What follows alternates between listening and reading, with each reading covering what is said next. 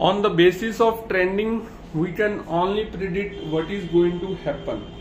ਤਾਂ ਐਕਚੁਅਲ ਦੇ ਵਿੱਚ ਕੀ ਹੋਣ ਵਾਲਾ ਹੈ ਜਾਂ ਕੀ ਹੋਏਗਾ ਇਹ ਤਾਂ ਕੋਈ ਨਹੀਂ ਦੱਸ ਸਕਦਾ। ਆਪਾਂ ਸਿਰਫ ਜੋ ਹੋ ਚੁੱਕਿਆ ਜਾਂ ਜੋ ਹੋ ਰਿਹਾ ਉਹਦੇ ਬੇਸ ਤੇ ਥੋੜਾ ਜਿਹਾ ਹਿਸਾਬ ਲਾ ਸਕਦੇ ਹਾਂ ਕਿ ਇਹੀ ਹੋਏਗਾ ਜਾਂ ਇਸ ਤਰ੍ਹਾਂ ਦਾ ਹੀ ਹੋਏਗਾ। ਤਾਂ ਇਹ ਗੱਲ ਕਰ ਰਹੇ ਜੀ ਮੈਂ ਪੀਪੀਐਸਸੀ ਨੈਬ ਤਹਿਸੀਲਦਾਰ ਦੇ ਪੇਪਰ ਨੂੰ ਲੈ ਕੇ। ਤਾਂ ਪੀਪੀਐਸਸੀ ਜਿਸ ਤਰ੍ਹਾਂ ਪੇਪਰਸ ਪਾ ਰਹੀ ਹੈ ਲਾਸਟ 1-2 ਸਾਲਾਂ ਤੋਂ ਉਹ ਚੀਜ਼ਾਂ ਨੂੰ ਦੇਖਦੇ ਹੋਏ ਹੀ ਆਪਾਂ ਕਹਿ ਸਕਦੇ ਹਾਂ ਵੀ ਨੈਬ ਤਹਿਸੀਲਦਾਰ ਦੇ ਪੇਪਰ ਦੇ ਵਿੱਚ ਇਹ ਚੀਜ਼ਾਂ ਹੋਣ ਵਾਲੀਆਂ ਨੇ। ਤਾਂ ਜਿਹੜਾ ਕੱਟ ਆਫ ਦਾ ਵੀ ਮੈਂ ਆਈਡੀਆ ਲਾਇਆ ਤੇ ਵੀਡੀਓ ਪਾਈ ਹੈ ਤੇ ਉੱਥੇ ਸਮਝਾਉਣ ਦੀ ਕੋਸ਼ਿਸ਼ ਕੀਤੀ ਹੈ, ਉਹ ਵੀ ਇਹ ਚੀਜ਼ਾਂ ਨੂੰ ਧਿਆਨ ਦੇ ਵਿੱਚ ਰੱਖਦੇ ਹੋਏ ਆਬਜ਼ਰਵ ਕਰਦੇ ਹੋਏ ਪ੍ਰੋਪਰ ਐਨਾਲਾਈਜ਼ ਕਰਦੇ ਹੋਏ ਹੀ ਦੱਸਿਆ।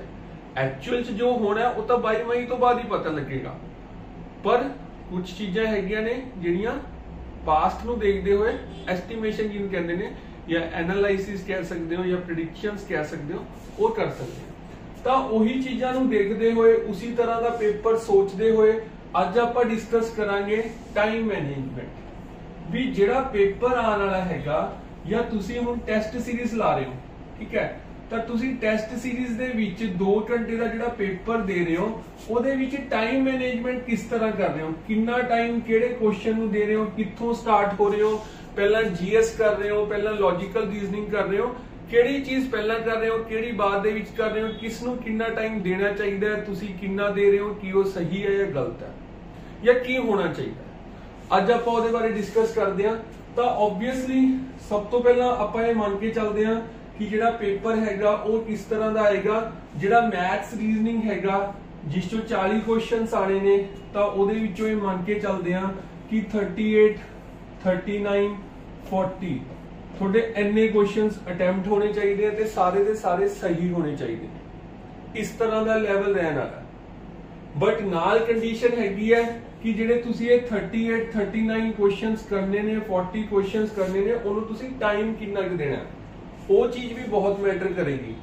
ਕੁਐਸਚਨਸ ਤਾਂ ਤੁਸੀਂ 40 ਦੇ 40 ਕਰ ਸਕਦੇ ਹੋ ਜੀ, ਇੰਨਾ ਔਖਾ ਤਾਂ ਕੁਛ ਆਉਣ ਵਾਲਾ ਹੈ ਹੀ ਨਹੀਂ, ਪਰ ਟਾਈਮ ਕਿੰਨਾ ਲਾਉਂਗੇ ਉਹ ਚੀਜ਼ ਵੀ ਮੈਟਰ ਕਰੇਗੀ। ਸਿਮਿਲਰਲੀ ਜਿਹੜਾ ਹੈਗਾ ਜੀਐਸ ਦੇ ਵਿੱਚ ਜੇ 80 ਕੁਐਸਚਨਸ ਆਣੇ ਨੇ ਤਾਂ ਤੁਸੀਂ 80 ਕੁਐਸਚਨਸ ਦੇ ਵਿੱਚੋਂ ਕਿੰਨੇ ਕੁਐਸਚਨਸ ਕਰ ਪਾਓਗੇ।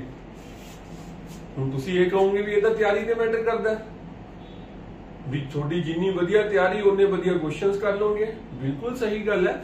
ਬਟ ਫਿਰ ਵੀ ਔਨ ਐਨ ਐਵਰੇਜ ਆਪਾਂ ਮੰਨ ਕੇ ਚੱਲ ਰਹੇ ਹਾਂ ਵੀ ਜਿਹੜੇ ਬੱਚਿਆਂ ਨੇ ਬਹੁਤ ਜ਼ਿਆਦਾ ਤਿਆਰੀ ਕਰ ਲਈ ਹੈ ਉਹਨਾਂ ਤੋਂ ਕਿੰਨੇ ਕੁ ਅਟੈਂਪਟ ਹੋਣਗੇ, ਪੇਪਰ ਕਿੰਨੇ ਕੁ ਲੈਵਲ ਦਾ ਆਉਣ ਵਾਲਾ ਹੈ। ਫਿਰ ਉਹੀ ਗੱਲ ਵੀ ਐਸਟੀਮੇਸ਼ਨ ਦੇਖੋ ਹੋ ਤਾਂ ਕੁਝ ਵੀ ਸਕਦਾ ਹੈ ਪਰ ਜ਼ਿਆਦਾ ਹੋਣ ਦੇ ਚਾਂਸਸ ਕੀ ਆ ਉਹ ਤੇ ਵਰਕ ਕਰਾਂਗੇ। ਵਾਰ-ਵਾਰ ਮੈਂ ਇਹ ਕਹਿ ਰਿਹਾ ਕੋਈ ਹਾਰਡ ਐਂਡ ਫਾਸਟ ਰੂਲ ਨਹੀਂ ਵੀ ਮੈਂ ਇਹ ਕਹਿਤਾ ਤਾਂ ਇਹੀ ਹੋਣ ਵਾਲਾ ਹੈ, ਪਰ ਮੈਕਸਿਮਮ ਚਾਂਸਸ ਇਹ ਚੀਜ਼ ਦੇ ਹੈਗੇ ਨੇ। ਤਾਂ ਉਹਦੇ ਲਈ ਵੀ ਆਪਾਂ ਨੂੰ ਪ੍ਰੀਪੇਅਰ ਰਹਿਣਾ ਚਾਹੀਦਾ। ਪ੍ਰੀਪੇਅਰ ਤੁਹਾਨੂੰ ਸਿਲੇਬਸ ਦੇ ਲਈ ਰਹਿਣਾ ਚਾਹੀਦਾ, ਉਹ ਪ੍ਰੈਪਰੇਸ਼ਨ ਤਾਂ ਕਰ ਰਹੇ ਹੋ ਪਰ ਇਹ ਚੀਜ਼ਾਂ ਲਈ ਵੀ ਪ੍ਰੀਪੇਅਰ ਰਹੋ। ਤਾਂ ਹੁਣ ਜੇ 80 ਕੁਐਸਚਨਸ ਆਣੇ ਨੇ ਇਹ ਚੀਜ਼ ਮੰਨ ਕੇ ਚੱਲੋ ਜਿਹੜੇ ਡੂਏਬਲ ਕੁਐਸਚਨਸ ਨੇ ਜਾਂ ਜਿਹੜਾ ਗੁੱਡ ਅਟੈਂਪਟ ਰਹਿਣ ਵਾਲਾ ਹੈਗਾ ਉਹ ਅਬਾਊਟ 55। ਜੇ ਤੁਹਾਡੇ about 55 questions with full accuracy ਹੋ ਰਹੇ ਨੇ ਮਤਲਬ ਜਿੰਨੇ ਕਰ ਰਹੇ ਹੋ ਆਲਮੋਸਟ ਸਾਰੇ ਸਹੀ ਹੋ ਰਹੇ ਨੇ ਤਾਂ ਤੁਹਾਡਾ ਪੇਪਰ 'ਚ ਨਾਮ ਆਉਣ ਵਾਲਾ ਮੈਰਿਟ 'ਚ।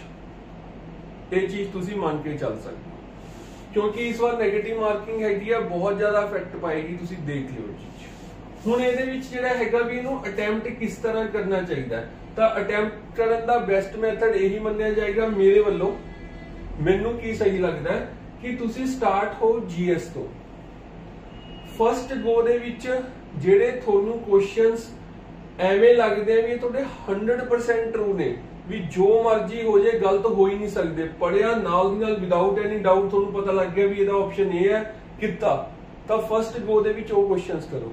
ਤਾਂ ਉਹੀ ਜੇ ਕੁਐਸਚਨਸ ਹੋਣ ਦੀ ਉਮੀਦ ਹੈਗੀ ਹੈ ਵੀ 30 ਕੁਐਸਚਨਸ ਉਹੀ ਜੇ ਹੋਣਗੇ ਜਿਹੜੇ ਤੁਹਾਨੂੰ ਲੱਗਣਗੇ ਵੀ ਤੁਸੀਂ 100% ਸ਼ੋਰ ਹੋ ਤੇ ਤੁਸੀਂ ਕੁਐਸਚਨ ਪੜਿਆ ਨਾਲ ਦੀ ਨਾਲ ਉਹਦਾ ਆਨਸਰ ਦੱਸਤਾ। ਜੇ ਤੁਹਾਡੀ ਤਿਆਰੀ ਅੱਛੇ ਲੈਵਲ ਦੀ ਹੈ ਤਾਂ ਆਬਵੀਅਸਲੀ ਉਹੀ ਸਟੂਡੈਂਟਸ ਦੀ ਗੱਲ ਕਰਾਂਗੇ ਜਿਹੜੇ ਕਿ ਐਕਸਪੈਕਟਿੰਗ ਨੇ, ਜਿਹੜੇ ਕਿ ਨੈਬ ਤਹਿਸੀਲਦਾਰ ਨੂੰ ਲੈ ਕੇ ਬਹੁਤ ਜ਼ਿਆਦਾ ਸੀਰੀਅਸ ਨੇ। ਤਾਂ ਉਹੀ ਜੇ ਕੁਐਸਚਨਸ 30 ਹੋਣਗੇ ਤਾਂ ਇਹ 30 ਕੁਐਸਚਨਸ ਤੁਸੀਂ ਆਪਣਾ ਐਸਟੀਮੇਟ ਇਸ ਤਰ੍ਹਾਂ ਲਾ ਕੇ ਦੇਖੋ। ਇਹ ਕਰਕੇ ਉਹਨੇ ਆਪਾਂ ਡਿਸਕਸ ਵੀ ਤੁਸੀਂ ਇਹ ਹੁਣ ਟੈਸਟ ਸੀਰੀਜ਼ ਦੇ ਰਹੇ ਹੋ ਤਾਂ ਉਹਨੂੰ ਵੀ ਇਸ ਅਪਰੋਚ ਨਾਲ ਹੀ ਦਿਓ, ਉਹਦੇ ਵਿੱਚ ਵੀ ਟਾਈਮ ਮੈਨੇਜਮੈਂਟ ਇਸ ਤਰ੍ਹਾਂ ਹੀ ਕਰੋ। ਤਾਂ ਇਹ 30 ਕੁਐਸਚਨਸ ਜਿਹੜੇ ਹੈਗੇ ਨੇ ਤੁਸੀਂ ਅਬਾਊਟ 20 ਮਿੰਟਸ 'ਚ ਕਰਨੇ ਨੇ। ये 30 क्वेश्चंस तुसी अबाउट 20 मिनट्स च करने ने। हुण गल इदां हैगी है जी, सब तो पहली चीज पेपर जदों ही तुहाडे सामने आंदा है, सब तो वड्डी गलती मैक्सिमम स्टूडेंट्स करते हैं कि वो सारे दे सारे क्वेश्चंस पढ़ते हैं, सारे दे सारे क्वेश्चंस देखते हैं, 7-8 मिनट अपने इसची वेस्ट करते हैं भी पेपर कहे जा आया, पेपर दा लेवल की आया। बेनीफिट ओदा कुछ नहीं होना जी, ये तो है नहीं भी हम क्वेश्चंस कुछ गलत होणगे, टीचर्स आणगे जिवें आपां छोटे हुंदे 8वीं 9वीं करते हुंदे सी करैक्शन कराणगे भी ये क्वेश्चन एवें करो, ऐसा तो कुछ नहीं है। सिर्फ बस आपने देखना होंगे कोई शीट तो नहीं अपनी फटी हुई, कोई मिसप्रिंट तो नहीं है, बस वो देखना उन्होंने 1 मिनट लगता। तुसी पेपर च क्वेश्चंस पढ़न लग जाते हो, पहला सारा पेपर पढ़ते हो, देखते हो किन्ना तुहानू आंदा है, किन्ने क लेवल का पेपर है, ओदा कोई बेनीफिट नहीं। तो पेपर तुहाडे हत्थ च आया, 1 मिनट देखिया शीट्स, वो तो बाद नाल ही नाल फर्स्ट क्वेश्चन तो स्टार्ट हो जाओ। तुसी पहले ही प्रिपेयर हो भी तुसी इस तो स्टार्ट होना, तो पहले 20 मिनट तुसी इस ते लाने ने। जे 1-2 क्वेश्चन तुहानू लगदा भी एवें की आ गया, तो अपना माइंड नू जिहड़ा हैगा इस तरह स्टेबल रखो भी इधर उधर ना जाओ, उत्थे लगे रहो। पहले 20 मिनट तो बाद तुसी आओगे मैथ्स रीजनिंग ते। मैथ्स रीजनिंग दे विच की हैगा, मैथ्स रीजनिंग दे विच तुसी ऑब्वियसली ये चीज मान के चल सकते हो कि अबाउट 30 क्वेश्चंस मॉडरेट लेवल दे आणगे, 10 क्वेश्चंस जिहड़े हैगे ने वो डिफिकल्ट लेवल दे आणगे। हैगे सारे सारे डूएबल या होणगे सारे दे सारे डूएबल, बट जिहड़ा लेवल हैगा वो एक्सपेक्टेड हैगा। तो जिहड़े 30 मॉडरेट ने वो थोड़े अबाउट 45 मिनट्स च होने चाहिए ने। जिहड़े 30 मॉडरेट क्वेश्चंस ने वो थोड़े अबाउट 45 मिनट्स च होने चाहिए ने। तो थोड़े 45 मिनट्स ए हो गए, 20 मिनट्स ए हो गए, टोटल मिनट्स हो गए थोड़े 65 मिनट्स। तो थोड़े पहले 65 मिनट्स दे विच क्वेश्चंस हो गए 30 + 30 60, टोटल 60 क्वेश्चंस हो गए। 30 क्वेश्चंस थोड़े ए हो गए, 30 क्वेश्चंस थोड़े ए हो गए। हुण इस तो बाद की करना चाहिए, इस तो बाद तुसी फिर इधर आओ, ਇਹਦੇ ਵਿੱਚ ਤੁਸੀਂ ਦੇਖੋ ਵੀ ਕਿਹੜੇ क्वेश्चंस ऐसे ने जिन्हां दे विच तुहानू थोड़ा जिहा डाउट आ रहा है पर तुसी ਉਹਨੂੰ अटैम्प्ट करना है, मतलब 50% एक्यूरेसी वाले।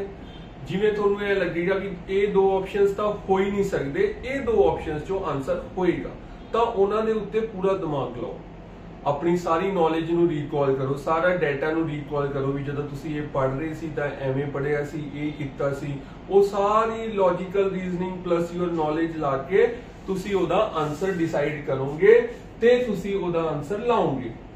उस प्रोसैस नू जिहड़ा हैगा अबाउट 30 मिनट्स लग जाएंगे। 30 मिनट्स तुसी ला के चलो भी तुसी यही प्रोसैस करना है, तो 30 मिनट्स लाया तो थोड़ा हो गया जी 95 minutes.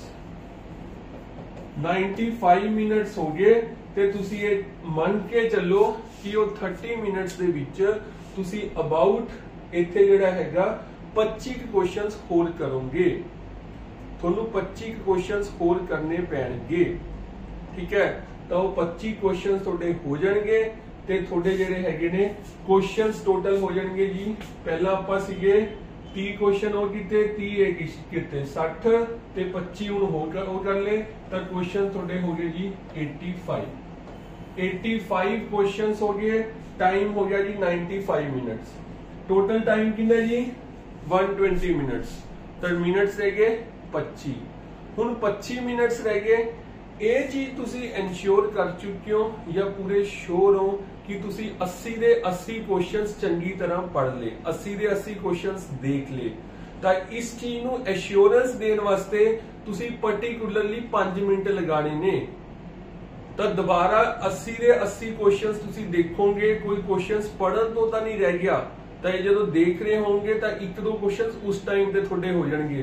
थोनू back of the mind वो चीज याद आ जाएगी कि जो मैं क्वेश्चन पढ़ रहा सीगा तो एवें सी ओदा आंसर जो याद आ जाता है।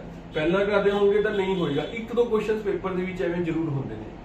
तो तुसी एक राउंड होर लाना वो क्वेश्चन दे उत्ते 5 मिनट दा। तो इस तरह जिहड़ा हैगा जी टोटल कितना टाइम हो गया अपने कोल 95 + 5 100 मिनट्स। तो 100 मिनट्स दे विच तुसी जीएस सैक्शन अपना कर लिया, ओदे 30 क्वेश्चंस कर। हुण तुहाडे कोल 20 मिनट्स बचे ने। 10 क्वेश्चन बचे हुए ने ਜਿਹੜੇ ਆਪਾਂ ਨੇ ਕਰਨੇ ਤਾਂ ਹੁਣ ਉਹ 10 क्वेश्चंस ਨੂੰ ਤੁਸੀਂ ਦੇਖੋ ਕਿ ਉਹਨਾਂ ਦਾ ਲੈਵਲ ਕਿਸ ਤਰ੍ਹਾਂ ਵੇਰੀ ਕਰ ਰਿਹਾ। ਤਾਂ 1 ਮਿੰਟ ਤੁਸੀਂ ਪਾਰਟਿਕੂਲਰ ਇਸ ਕੰਮ ਤੇ ਲਾਓ ਵੀ ਜਿਹੜੇ ਉਹ 10 क्वेश्चंस बचे हुए ਨੇ ਉਹ 10 क्वेश्चंस ਜੋ ਕਿਹੜੇ ਤੁਸੀਂ ਪਹਿਲਾਂ ਕਰਨੇ ਨੇ 7-8 क्वेश्चंस। 1 ਮਿੰਟ ਉਹਨੂੰ ਪ੍ਰੈਫਰੈਂਸ ਤੇ ਦੋ ਵੀ ਆ ਈਜ਼ੀ ਲੱਗ ਰਿਹਾ ਇਹ ਲੈਂਥੀ ਸਟੇਟਮੈਂਟ ਆ। ਆਬਵੀਅਸਲੀ ਲੈਂਥੀ ਸਟੇਟਮੈਂਟ ਵਾਲੇ ਤੁਸੀਂ क्वेश्चन ਬਾਅਦ ਚ ਕਰੋਗੇ, ਜਿਨ੍ਹਾਂ ਦੀਆਂ ਸਟੇਟਮੈਂਟਸ ਘੱਟ ਨੇ ਉਹ ਪਹਿਲਾਂ ਕਰੋਗੇ। ਤਾਂ ਤੁਸੀਂ ਉਹ 20 ਮਿੰਟ ਨੂੰ ਇਸ ਤਰ੍ਹਾਂ ਮੈਨੇਜ ਕਰਨਾ ਹੈ ਵੀ ਇਸ ਚੋਂ 7-8 क्वेश्चन ਤੁਹਾਡੇ ਹੋ ਜਾਣ। ਤੁਹਾਡੇ ਤੇ ਹੋਰ ਕੋਈ ਪ੍ਰੈਸ਼ਰ ਹੈ ਹੀ ਨਹੀਂ, ਤੁਸੀਂ ਇਹੀ क्वेश्चन ਤੇ ਫੋਕਸ ਕਰਨਾ ਹੀ ਕਰਨਾ। ਪ੍ਰੋਬਲਮ ਇਹੀ ਆਉਂਦੀ ਹੈ ਜੀ ਮੈਕਸਿਮਮ ਪੇਪਰਸ ਦੇ ਵਿੱਚ ਕਿ ਤੁਸੀਂ ਇੱਕ क्वेश्चन ਕਰਦੇ ਹੁੰਦੇ ਹੋ, ਬੈਕ ਆਫ ਦਾ ਮਾਈਂਡ ਚੱਲਦਾ ਹੁੰਦਾ ਵੀ ਯਾਰ ਇਹ ਤਾਂ ਹੋਣਾ ਨਹੀਂ, ਦੂਜਾ ਕਰ ਲੈਂਦੇ ਆ, ਇਹ ਕਰ ਰਹੇ ਹੋ ਇਹ ਹੋਣਾ ਨਹੀਂ, ਤੀਜਾ ਕਰ ਲੈਂਦੇ ਆ, ਐਵੇਂ ਕਰ ਲੈਂਦੇ ਆ। ਤਾਂ ਉਹ ਫਲਕਚੁਏਟਿੰਗ ਜਿਹੜਾ ਮਾਈਂਡ ਹੈਗਾ ਨਾ ਉਹ ਟਾਈਮ ਵੇਸਟ ਹੀ ਕਰਵਾਉਂਦਾ। ਥੋੜੀ ਦੇਰ ਬਾਅਦ ਤੁਹਾਨੂੰ ਪਤਾ ਲੱਗਦਾ ਮੇਰੇ 4 ਮਿੰਟ ਵੀ ਚਲੇ ਗਏ, ਮੈਂ क्वेश्चन ਵੀ ਨਹੀਂ ਕੋਈ ਕੀਤਾ, ਮੈਂ ਤਾਂ ਇਧਰੋਂ ਇੱਧਰ ਜਾ ਰਿਹਾ, ਇਧਰੋਂ ਇੱਧਰ ਜਾ ਰਿਹਾ, ਇਧਰੋਂ ਇੱਧਰ ਜਾ ਰਿਹਾ। ਤਾਂ ਇੱਕ क्वेश्चन ਤੁਸੀਂ ਡਿਸਾਈਡ ਕਰ ਲਿਆ, ਆਬਵੀਅਸਲੀ ਸਟੇਟਮੈਂਟ ਪੜ੍ਹੀ ਹੈ, ਤੁਹਾਨੂੰ ਪਤਾ ਲੱਗ ਗਿਆ, ਤੁਹਾਨੂੰ ਆਉਂਦਾ ਹੈ, ਤਾਂ ਤੁਸੀਂ ਉਹਨੂੰ ਸੋਲਵ ਕਰੋ, ਫੇਰ ਨਾ ਰੁਕੋ। ਜੇ ਤੁਸੀਂ ਥੋੜਾ ਜਿਹਾ ਸੋਲਵ ਕਰ ਰਹੇ ਹੋ ਫੇਰ ਛੱਡ ਰਹੇ ਹੋ, ਯਾਰ ਇਹ ਤਾਂ ਲੈਂਥੀ ਲੱਗ ਰਿਹਾ ਛੱਡ ਦਿੰਦੇ ਆ, ਫਿਰ ਉਹ ਚੀਜ਼ ਟੋਟਲ ਟਾਈਮ ਵੇਸਟ ਕਰਾਉਂਦੀ ਹੈ। ਤਾਂ ਮੈਂ ਕਹਿਣਾ ਇਹ ਚਾਹੁੰਦਾ ਕਿ ਇੱਕ ਤਰੀਕੇ ਨਾਲ ਪੇਪਰ ਨੂੰ ਸੋਲਵ ਕਰੋ, ਰੈਂਡਮਲੀ ਸੋਲਵ ਨਾ ਕਰੋ, ਇਸ ਚੀਜ਼ ਨੂੰ ਹੈਬਿਟ ਡਿਵੈਲਪ ਕਰੋ, ਜਲਦੀ ਤੋਂ ਜਲਦੀ ਕਰੋ। ਪੇਪਰ ਹੁਣ ਆ ਚੁੱਕਿਆ ਹੈ, ਸਹੀ ਤਰੀਕੇ ਨਾਲ ਸਹੀ ਟਾਈਮ ਤੇ ਪੜ੍ਹੀ ਜਾਓਗੇ ਤਾਂ ਸਹੀ ਰਿਜ਼ਲਟਸ ਮਿਲਦੇ ਰਹਿਣਗੇ। ਤਾਂ ਮੈਂ ਉਮੀਦ ਕਰਦਾ ਜੀ ਤੁਸੀਂ ਇਸ ਸਟ੍ਰੈਟੇਜੀ ਨੂੰ ਥੋੜਾ ਜਿਹਾ ਫੋਲੋ ਜ਼ਰੂਰ ਕਰੋਗੇ, ਫਿਰ ਤੁਹਾਨੂੰ ਇਹਦੇ ਰਿਜ਼ਲਟਸ ਵਧੀਆ ਮਿਲਣੇ ਸਟਾਰਟ ਹੋ ਜਾਣਗੇ, ਫਿਰ ਤੁਸੀਂ ਇਹ ਸਟ੍ਰੈਟੇਜੀ ਨੂੰ ਪੂਰਾ ਚੰਗੀ ਤਰ੍ਹਾਂ ਫੋਲੋ ਕਰੋਗੇ। Wish you all the best. ਬਾਕੀ ਜਿਹੜਾ ਹੈਗਾ ਜੀ naib tehsildar, cooperative inspector, PPSC senior assistant, PPSC PCS prelims ਜਾਂ ਹੋਰ ਜਿਹੜੇ ਪੇਪਰ ਹੈਗੇ ਨੇ ਉਹਨਾਂ ਦੇ ਸਪੈਸ਼ਲ ਬੈਚਿਸ ਚੱਲ ਰਹੇ ਨੇ, ਸਪੈਸ਼ਲ ਕੋਰਸਿਸ ਚੱਲ ਰਹੇ ਨੇ, ਸਪੈਸ਼ਲ ਨੋਟਸ ਅਵੇਲੇਬਲ ਹੈ, ਹਰ ਚੀਜ਼ ਦੇ ਡੈਮੋ ਅਵੇਲੇਬਲ ਹੈਗੇ ਨੇ। ਕੋਈ ਵੀ ਕੁਐਰੀ ਹੈਗੀ ਹੈ, ਕੋਈ ਵੀ ਤੁਹਾਨੂੰ ਹੈਲਪ ਚਾਹੀਦੀ ਹੈ, ਤੁਸੀਂ ਕੰਟੈਕਟ ਨੰਬਰ ਤੇ ਕੰਟੈਕਟ ਕਰ ਸਕਦੇ ਹੋ। Once again wish you all the best. Thank you.